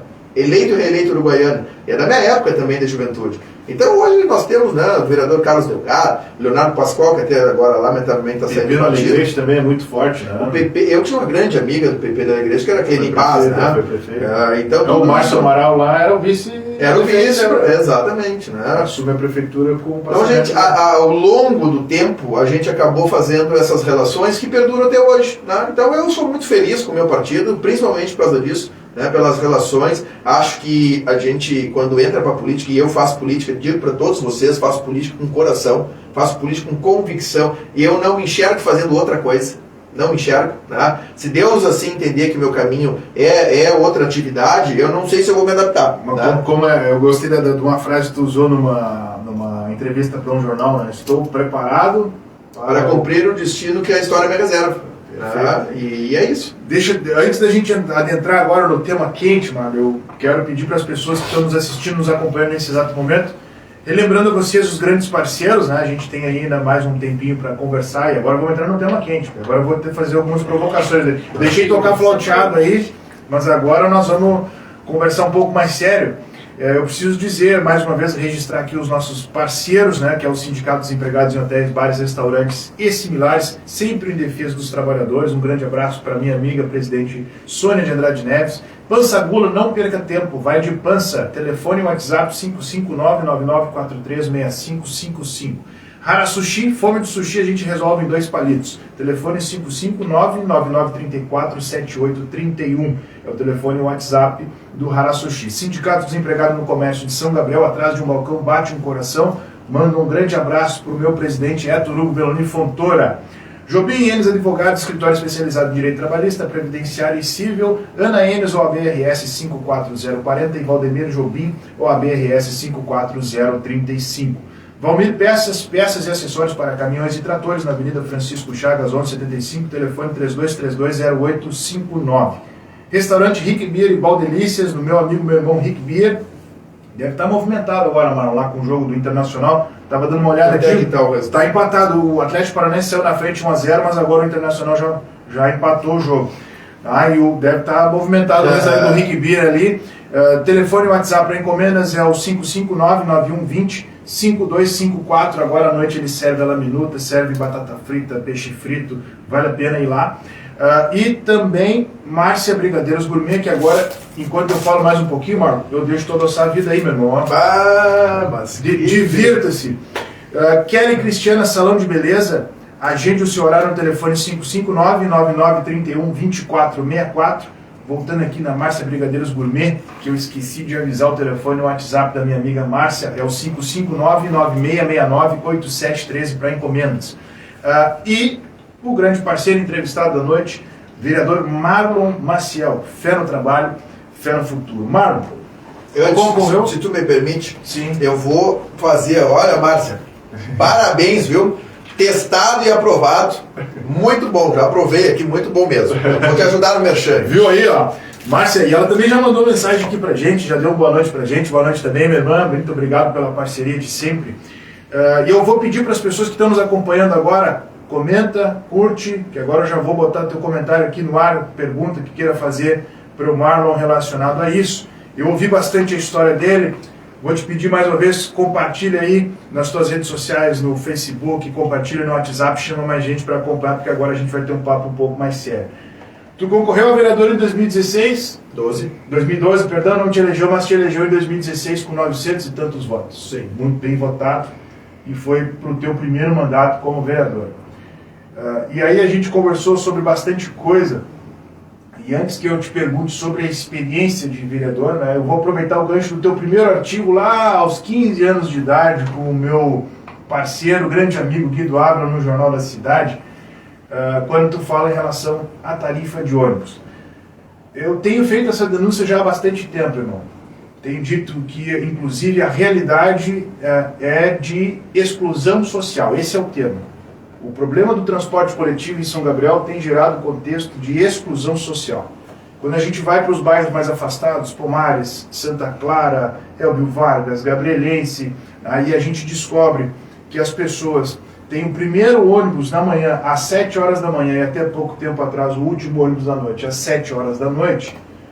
As pessoas estão tendo dificuldade para ir para o trabalho, as pessoas estão tendo dificuldade para estudar. E quando a prefeitura não consegue resolver essa questão, e quando a Câmara, através dos vereadores, também não consegue resolver essa questão, o resultado é a exclusão social que está acontecendo. Então eu queria que tu, aproveitando o gancho do teu primeiro artigo, que tu falasse de transporte coletivo. Esse problema do transporte coletivo de agora, mano, como que a gente resolve isso? Bom, eu sou vereador do ano de 17 e acompanho essa celeuma desde que ela começou. Tá? Porque no ano de 2017 foi a primeira ocasião que nós tivemos a tentativa do município de fazer uma licitação, né, e houve uma série de questões judiciais, né, que não avançaram. Então nós já estamos falando aí de praticamente 8 anos que se arrasta esse problema. Né? Eu vejo que isso precisa ser destravado, mas vejo e devo dizer, né, que o município, e aí quando eu falo município estou falando da prefeitura, né, porque nós enquanto vereadores nós temos uma atuação limitada. Tá? Nós temos uma atuação que ela, lamentavelmente, ela não tem o poder de decidir lá no fim da linha. Tá? Então a gente tem o poder do quê? Do tensionamento, né, de buscar judicialmente, de buscar via Ministério Público, o que foi feito já, tanto por mim como por outros vereadores em outras ocasiões, como a própria mesa diretora da Câmara já fez, né, a tentativa de diálogo junto com a empresa, junto com o Ministério Público, junto com os bairros afetados, enfim, e não se resolve, porque algo está sendo feito de maneira equivocada pela Prefeitura. Esse é o entendimento que eu tenho. Tá? E não estou culpando este ou aquele, mas tem que ficar muito claro para a população que a justiça não dá liminar permanentemente, como tem feito, né? Porque a licitação vai andar, a empresa entra e a justiça acolhe uma liminar. Se acolhe uma liminar, é porque existem requisitos mínimos para que essa liminar seja acolhida. Né? Podem convir comigo nesse aspecto. Sim. Né? Então, algo está sendo feito de maneira equivocada. Eu acho que falta uma participação do Poder Executivo, né, de solucionar isso de vez. Qual é? É sentar num diálogo franco com o próprio Poder Judiciário, se for o caso, com o Ministério Público principalmente, né, que hoje o município só faz as linhas da Unipampa, né, porque houve também uma intervenção do Ministério Público nesse sentido. Né? Houve um tensionamento da Unipampa sobre esse aspecto, né, uma pressão da Unipampa para que isso acontecesse. Então eu vejo que hoje falta do Executivo uma força de resolução do problema, porque só foi decretada emergência e calamidade pública no transporte após pressão da sociedade e da Câmara de Vereadores. Isso tem que ficar muito claro. E isso não é o vereador Marcos que está dizendo, isso são os fatos. Os fatos. Acontece, né? A movimentação na Câmara, os vereadores chamam a atenção para o problema. A sociedade se movimenta, né? E quando eu falo sociedade, não estou falando especificamente somente da Unipampa, mas dos bairros que são afetados, dos usuários que reclamavam na ocasião da precariedade dos ônibus. Bom, aí depois dessa pressão toda, praticamente 8 anos fechando, a Prefeitura decreta a calamidade do transporte público. Que nós sabemos que a calamidade era de muito antes. 8 anos de exclusão social latente. Ainda existe essa exclusão social. Ainda existe. Por exemplo, tu pega os funcionários da rede de supermercados, né, que o horário de atendimento foi alterado para 7 horas da manhã. As pessoas precisam chegar, se elas trabalham nas padarias, nos açougues, elas precisam chegar por volta de 5h30, 6 horas da manhã. Se elas precisam chegar no seu turno, 5h30, 6 horas da manhã, e se o primeiro ônibus da parte da manhã é às 7, olha a dificuldade que a gente está gerando para o ser humano. Tu falou aí mais cedo que tu pegava ônibus para fazer as tuas coisas. Eu morei 11 anos em Minas Gerais, extremamente dependente do transporte coletivo. E eu falei isso já uma vez. Eu me recordo que quanto mais cedo eu me acordava para ir trabalhar, para pegar o ônibus para ir para o trabalho, isso estou falando de 5h30 da manhã, que eu trabalhava em Belo Horizonte, morava numa cidade da região metropolitana, então eu pegava 2 conduções. Quanto mais cedo eu me acordava para pegar o ônibus, mais lotado ele estava.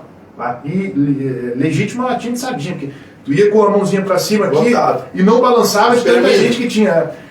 Mas ainda assim, irmão, eu não reclamava, porque melhor ter assim do que não ter. Exatamente. Era humanamente impossível eu imaginar que eu iria chegar no trabalho a pé.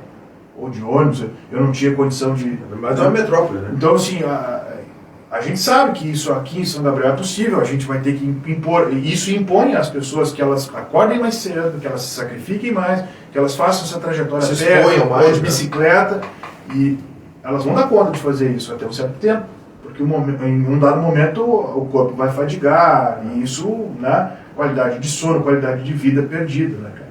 E o tempo não volta atrás. Então, assim, eu não consigo imaginar, por exemplo, quando eu vou para o Pomares e vejo a realidade de acesso daquele bairro e vejo o relato das famílias me dizendo que as filhas e os filhos deixaram de fazer a sua graduação na Unipampa, por exemplo, porque não tem ônibus. E a gente achar que isso é normal. Eu tenho uma história de uma moça, por exemplo, que terminou o EJA agora até, ali no Celestino Cavaleiro, que vinha diariamente do Pomares lá, de bicicleta, ou então às vezes até os professores ali ajudavam para pagar uma telemoto, enfim, para ela concluir os estudos. Então essa é a vida real, né? Mas eu vejo que falta uma posição da Prefeitura Municipal, que é quem tem que resolver isso, né? Falta uma postura séria nesse sentido, porque não é possível que 8 anos não tenha se encontrado uma solução. Isso não existe, né? É inadmissível. Então alguma coisa está acontecendo de que isso não tem um fim. Assim como existe essa falta de diálogo, essa dificuldade para encontrar uma solução para a questão do ônibus, é a mesma coisa do que eu digo da água. A questão da água se arrastou tanto. Por que se arrastou tanto? Pela falta de diálogo da prefeitura. Então, nós vemos uma prefeitura que só se movimenta após uma pressão absurda do poder legislativo e da sociedade.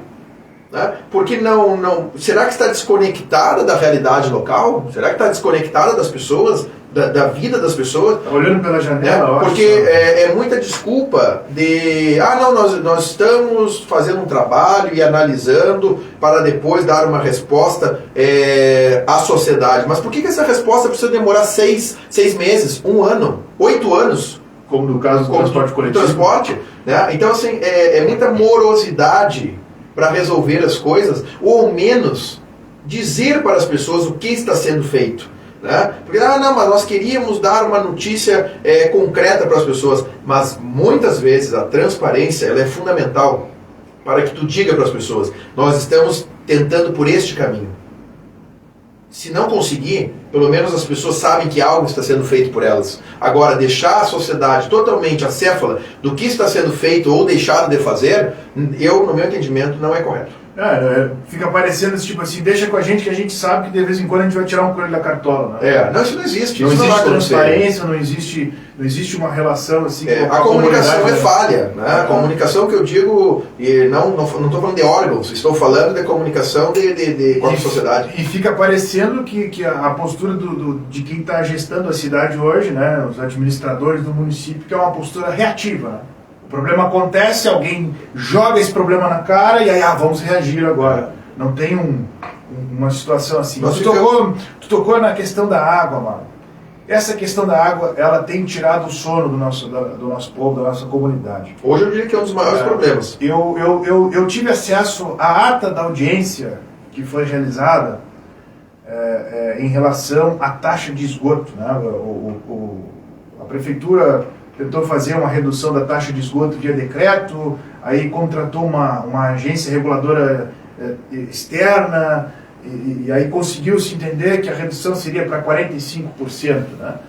E aí a empresa não aceitou, entrou na justiça, e para quem está nos acompanhando agora e não conhece como é o trâmite, né, de um processo na justiça, o primeiro, quando alguém ingressa na justiça, né, e faz uma reclamação na justiça, e provoca o poder judiciário, o primeiro ato é chamar uma audiência de conciliação. Tá?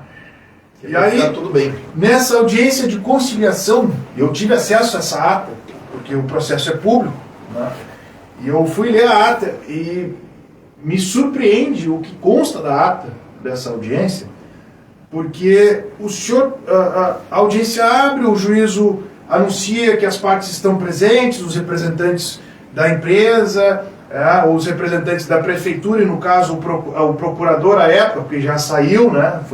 Recentemente tivemos uma troca do procurador do município, e o seu prefeito municipal, e a fala, segundo consta na ata da audiência, a fala é do prefeito dizendo que eles, prefeitura e empresa, já estavam negociando um acordo de conciliação, e pediu, o senhor prefeito pede um prazo para protocolar este acordo de conciliação. É o prefeito que se manifesta, segundo consta na ata, está escrito, redigido assim, o prefeito diz que por conta própria, a prefeitura e a empresa estavam negociando um acordo de conciliação, e ele pede um prazo para que esse acordo seja protocolado. E quando este acordo é protocolado, Mário, é o que há de mais espantoso que eu já vi na história de São Gabriel. O acordo é 45% até maio de 2024, passa para 50% em maio de 2024 até maio de 2025, e em 2025 volta para os 80% da taxa de esgoto. Eu nunca vi algo tão sorrateiro como o que aconteceu nessa ocasião. E aí eu te pergunto assim, como resolver esse problema? Primeiro, essa situação é um circo, né? Se tornou um circo, a situação da água. E volto a dizer, a prefeitura poderia ter encarado o problema de outra maneira. Eu cobrei muito isso nas sessões da Câmara, nos pronunciamentos que fizemos, né? A prefeitura, ela demorou muito para dar uma resposta para a sociedade, e quando deu a resposta para a sociedade, numa fatídica entrevista coletiva que eu lembro, né, onde foram mostrados gráficos, slides, enfim, uma semana depois não se concretizou o que foi anunciado. Então isso não é tratar o assunto de forma séria, né? Eu vejo que o problema da água hoje, ele precisa ser enfrentado de uma maneira, primeiro, isenta. isenta. Porque devo dizer que todas as vezes que fiz pronunciamentos em relação à atuação da empresa, isso eu estou afirmando porque está nas redes sociais, todas as vezes que eu fiz pronunciamentos atacando o preço da água, a qualidade da água, eu fui atacado, não, curiosamente, não pela empresa, mas por membros da prefeitura. O que mais me assombrou ao longo desses 1 ano que isso entra em discussão na Câmara é que quem defendia a empresa não eram os seus funcionários, mas sim os CCs da prefeitura, os funcionários da prefeitura. Tá? Então, veja como esse assunto foi tratado. Não foi tratado de forma imparcial, no meu entendimento. O que eu vejo e que entendo é que nós, a partir do momento que houver a troca da gestão, em assim entendendo a sociedade que deve ser, né, este assunto vai voltar à discussão. Vai ter que voltar à discussão e ser enquadrada a resolução, né, dessa celeuma que se criou, porque isso é um absurdo. Ora, vai baixar agora, né, e curiosamente aqui não estou fazendo acusações nenhuma, mas fica no imaginário do senhor e da senhora que está nos acompanhando, né, curiosamente no período da eleição o valor vai estar baixo. E logo depois da eleição, volta a subir o valor que era 80%. Então qualquer pessoa que tenha um pouquinho de raciocínio e que possa juntar 2 e 2 e somar 4, vai ver o que foi feito. Né? E se acham que não é, então me provem que não é, que não foi isso. Mas eu tive acesso a essa ata da audiência e é bizarro. Essa expressão é bizarro, que o poder concedente, que é a prefeitura, quando faz uma conciliação com uma empresa que presta um serviço, e isso eu digo há 2 anos que eu repito na Câmara, a empresa concessionária de água, ela presta um serviço para a prefeitura. Ela não é sócia da prefeitura, ela não é da prefeitura, né? Enfim, as relações, elas precisam ser totalmente independentes. Né? Porque quando a gente contrata alguém para cortar grama na nossa casa, a gente quer que o serviço seja feito da melhor maneira possível. A gente cobra que o cortador de grama faça o seu trabalho da maneira que ele se propôs e que nos cobrou para tal. Agora, nós não podemos aceitar o que aconteceu com a água. Eu vejo que a empresa que está aí, no meu entendimento, ela já não cumpre algumas cláusulas do contrato. E o contrato, embora bem enredado, e essa é uma justificativa que pessoas ligadas à prefeitura gostam muito de dizer, não, foi um contrato muito bem amarrado. Bom, se foi muito bem amarrado, ele foi mal feito. Porque contrato não é para ser amarrado. Contrato é para ser transparente e que beneficie a sociedade. E se o argumento é de que o contrato foi muito bem amarrado, vou utilizar aqui uma expressão jurídica, ele é um contrato leonino. E se ele é um contrato leonino é porque ele beneficia mais uma das partes do que a outra. E se ele está beneficiando mais uma das partes do que a outra, ele não é um contrato justo. Já está desequilibrado. E se ele está desequilibrado, passível de ser discutido Exatamente. a sua própria rescisão. Esse é o meu entendimento. O meu entendimento é que a rescisão desse contrato é um ponto, sim, a ser discutido.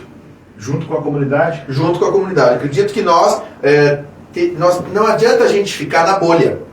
Não adianta que a gente fique na bolha, que nem eu digo lá na Câmara muitas vezes. Não adianta os vereadores fazerem discursos para si próprios. Nós temos que ouvir o que a comunidade pensa. Né? Ah, mas a comunidade acha que o serviço é mal prestado, que o serviço não tem qualidade. Vamos fazer então uma consulta popular. Vamos organizar, legalizar. Ah, mas no regramento do município não existe. Vamos alterar a lei orgânica. Então vamos incluir a consulta popular. Eu acho que esse é o caminho. A população tem que decidir o seu futuro. Não, muitos entendem de maneira controversa e dizem o seguinte, olha, os representantes devem decidir o futuro. Depende. Nós temos que ouvir os representados e acatar aquilo que for o entendimento da maioria. Nós somos representantes do povo, somos os senhores vereadores, mas para votar as questões, né, em benefício da comunidade. Se há uma dúvida que seja, a comunidade tem que sim ser ouvida. Esse é o meu entendimento com relação a essa questão. Parar de olhar só pela janela e fazer parte do cotidiano. Cotidiano, né? Viver, porque não tem. Eu acredito que as pessoas, qualquer uma, de qualquer partido, de qualquer lado, né, que caminhe por São Gabriel, que vá no supermercado, a não ser que sejam alienados. A não ser que não ande em São Gabriel. Saia da sua casa e vá do trabalho para a sua casa. Não converse com ninguém. É a única... que qualquer pessoa que conversar com outra vai vir o assunto da água. As pessoas vão reclamar. Se a gente entra na periferia, que as pessoas muitas têm dificuldade de comprar alimentos, sabe? A gente anda por aí, conversa, vê a dificuldade que as pessoas têm de manter as suas contas em dia, né? E aí vem uma água absurda. Ah, mas eu pagava R$100, agora eu pago R$300. Tem lugares que eu mandei, eu encaminhei, né, a documentação até numa ocasião, que não tem nem esgoto. E é cobrado. Ah, mas vai passar, e não, aí tem 1000 justificativas e normativas e portarias que só prejudicam a população, né? Então, o poder concedente, volto a dizer, a prefeitura tem que defender o cidadão. O interesse do município é o cidadão, né? Eu acho que é isso que falta hoje, essa mentalidade de que o poder executivo, ele precisa defender o interesse da sociedade, do contribuinte, tá? E não, jamais o interesse de qualquer uma que seja empresa privada. Tá certo.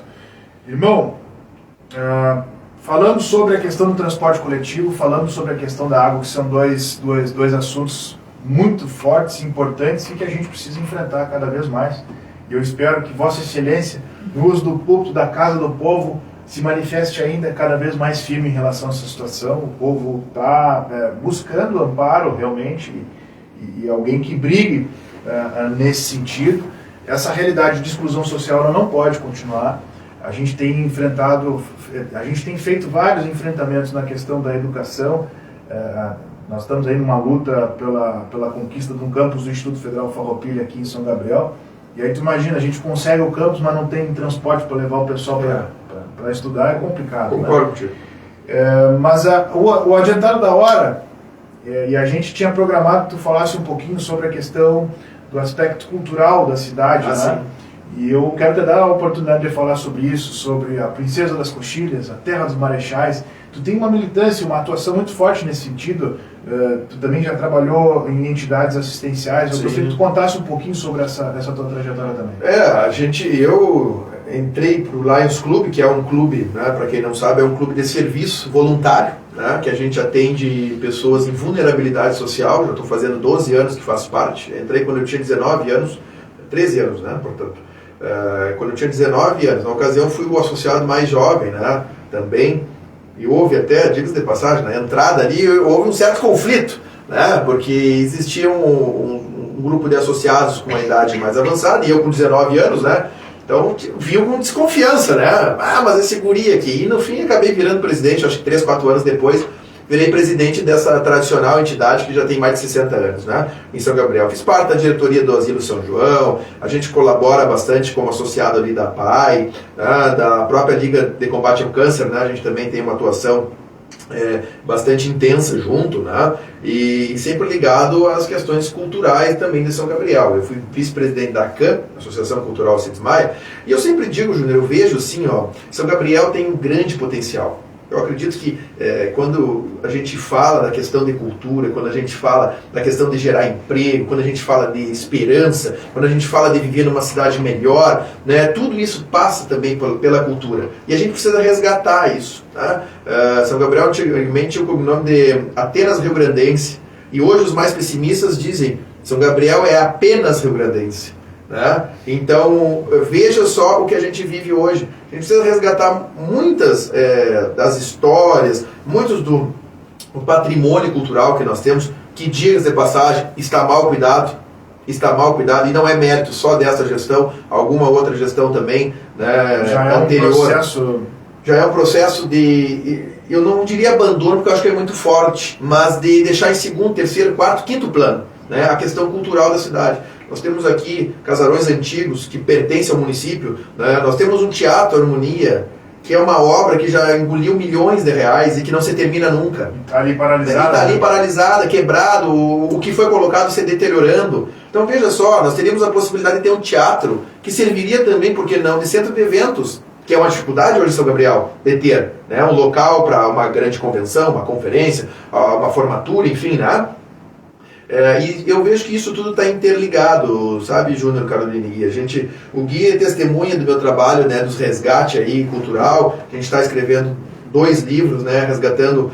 Um deles conta a história do Palácio Plástico Castro, com todas o perfil de todos os intendentes, prefeitos que passaram pelo palácio, né? Cada um com a sua história, com a sua individualidade, né? São fatos históricos que a gente precisa mostrar para as gerações. Tem pessoas do nosso passado que são figuras completamente desconhecidas da atual geração.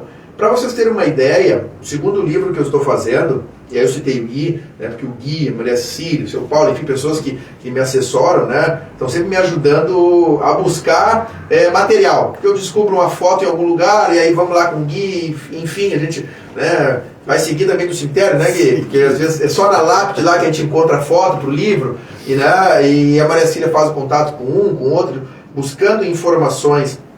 E nesse segundo livro eu conto a história da Câmara de Vereadores. Né? A gente está fazendo, e está quase pronto, o perfil de todos os parlamentares desde a fundação da Câmara, em 19 de setembro de 1846. E a gente vem trazendo a história de pessoas que hoje são completamente desconhecidas, né? Que estão lá guardadas numa gaveta empoeirada e talvez se a gente não mexesse nunca mais iam sair de lá. E dentre elas eu vou te destacar uma história de um personagem que eu acabei descobrindo nas pesquisas, né, que é o Justo Azambuja Rangel, que foi o último presidente do Rio Grande do Sul no período imperial. Quando há a troca do Império para a proclamação da República, era alguém daqui de São Gabriel, que foi vereador em São Gabriel. Né? Então ali, isso não tem nem no acervo do governo do Rio Grande do Sul. E nós vamos publicar isso no livro, né? A gente já conseguiu, eu consegui achar um tetraneto dele, que mora no Rio de Janeiro, né? Que está buscando uma foto, porque nem no acervo do Rio Grande do Sul tem, e foi uma figura, vejam só, era o último presidente do estado, que hoje equivale ao cargo de governador, né? Sim. No período da transição de regime. E é uma figura que ficou lá, presa no passado, como tantas outras. Ficou no limbo, né? No limbo. E nós temos ali, depois da proclamação da República, os conselheiros, né? Que aí deixou de ser vereador, passou a ser conselheiro, depois vem depois do Estado Novo ali, volta a ser vereador, né? Então nós temos muitas histórias de personalidades, Júnior, era isso que eu gostaria de comentar, muitas personalidades que foram figuras importantes na história nacional.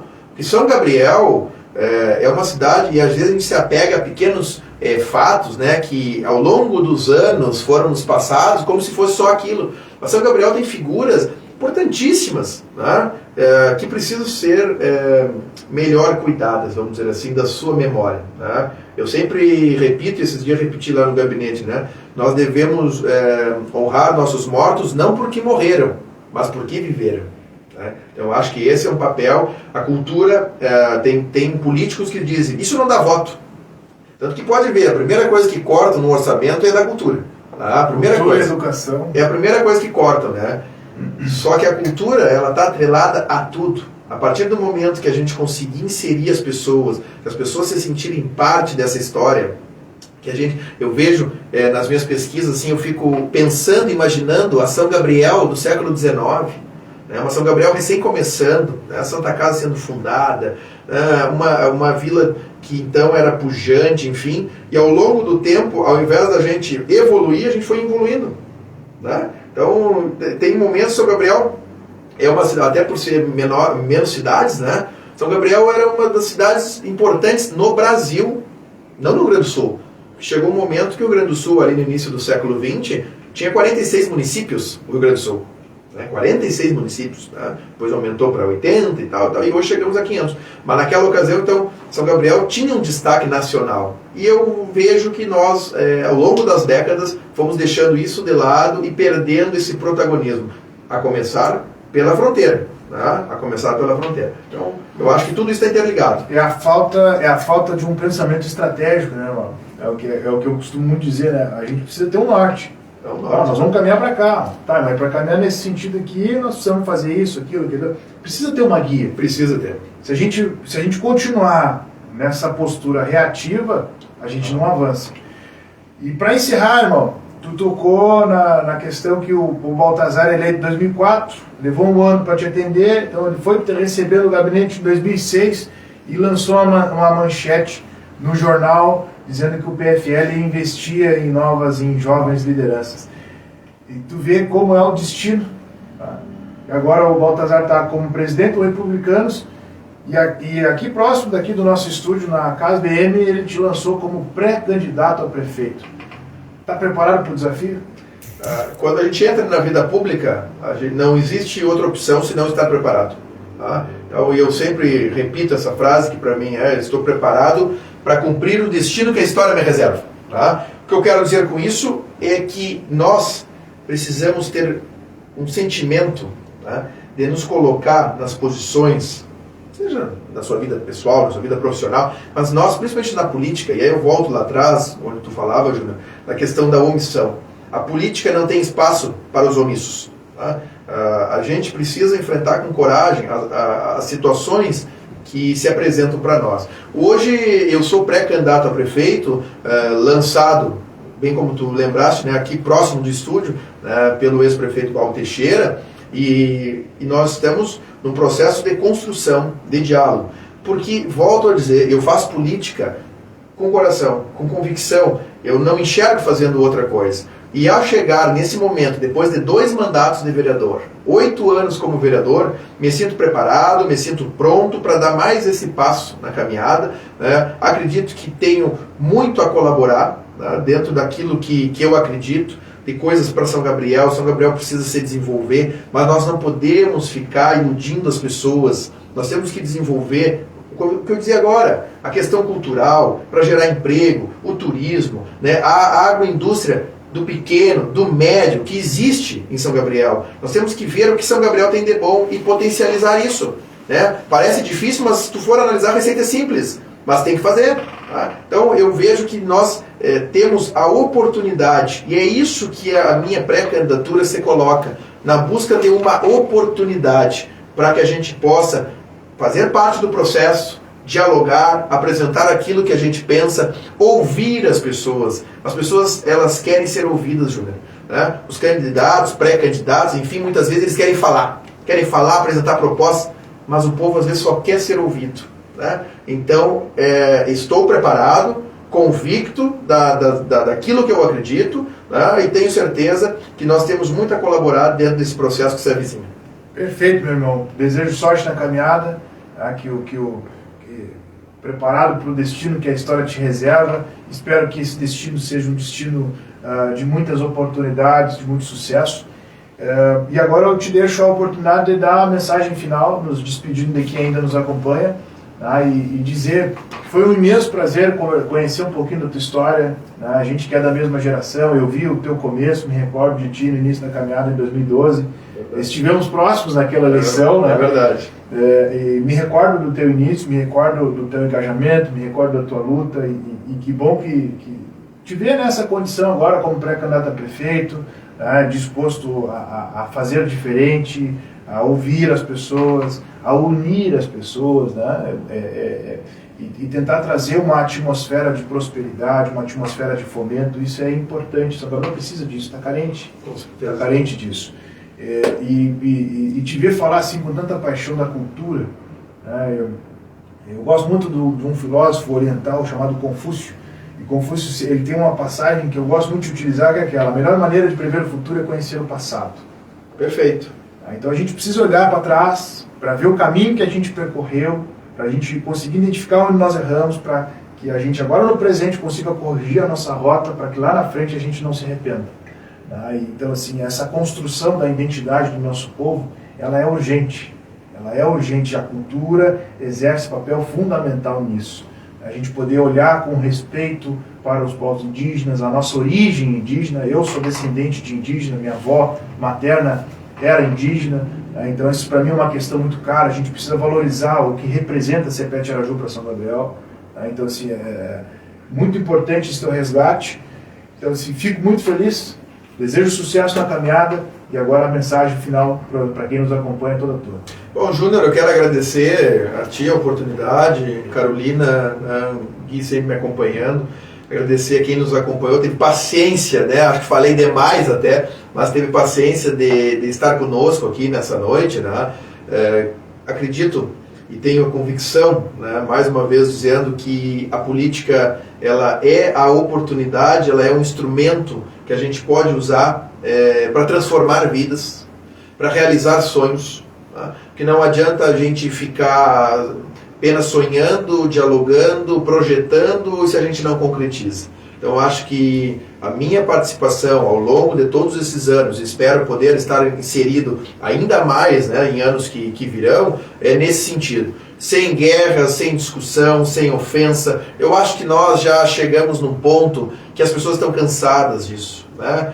Coisa ruim para falar tem aos montes. Vamos falar de coisa boa? Nós temos que falar de coisa boa. Nós temos que falar de projetos, propostas, olhar para frente, olhar para o futuro. O que deu errado, vamos arrumar. O que está bom, vamos manter. E o que não foi feito, vamos tentar fazer. Né? Eu acho que esse é o caminho, irmanados, ombreando com aqueles que querem estar conosco, com as pessoas que nos querem bem, com aqueles que eu quero bem. Eu não tenho inimigo nenhum, né? Eu tenho adversários, porque, evidente, existe às vezes um conflito de ideias. E se me permite dizer, já que estamos no centenário da Revolução de 23, né? Aqui o Leão do Caverá, o general Honório Lemos, ele costumava dizer, não combato homens, combato ideias. Né? Então eu sigo essa mesma linha, né? Não combato homens, combato ideias. Eu agradeço a oportunidade, tenho certeza que teremos outros momentos, né? Tu sabe, Júnior, que já concluindo, né, te admiro, não é de hoje, não preciso jogar confete, né, assim como tu não precisa para mim, mas te admiro não só o profissional que está aqui fazendo esse podcast, mas a pessoa, né? Tive o prazer de conhecer a tua mãe agora aqui, Dona Marisa, tenho certeza que ela tem orgulho, né, do homem, do cidadão que tu te tornaste, né? Então para mim hoje estar nesse novo momento das nossas vidas, né? Nós que lá atrás tivemos um encontro em função do período de uma situação política, e hoje nós estamos aqui tendo a oportunidade de dividir esse momento, a oportunidade de compartilhar a nossa amizade que nós compartilhamos, então isso para mim já me basta. Então eu já estou feliz de estar aqui na companhia de vocês. Muito obrigado a todos e uma boa noite. Feito aí, meu irmão. Muito obrigado, boa noite a todos que nos acompanharam até aqui. Até a próxima. Aí.